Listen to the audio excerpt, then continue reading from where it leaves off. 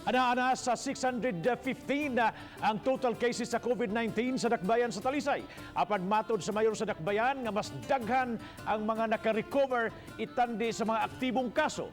Si Lian King Singkulan sa report. Matod ni Mayor Samsam Gulyas nga miabot na sa 615 ang mga kaso sa COVID-19 base sa natala sa Dakbayan sa Talisay.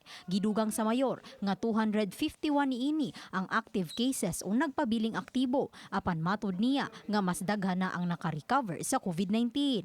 Sa pagkakaron, mitala na sa 297 ka mga recoveries, diin ang uban nakauli na sa ilang tagsa-tagsa ka mga panimalay.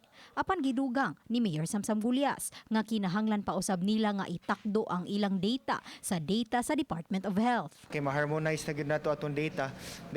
There are 2 DOH personnel nagibutang diri sa city para mo naging mo harmonize sa data.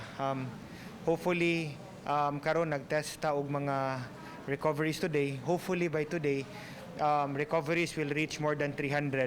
Samtang, mas gihingusgan pa karon ang contact tracing nga gilangkuban na sa mga sakop sa PNP o BFP.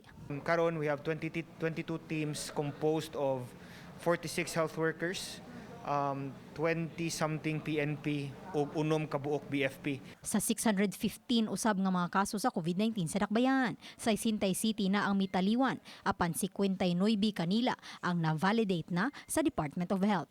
Uban ni Renate Quiñones, Lian Singkulan, Balitang Bista.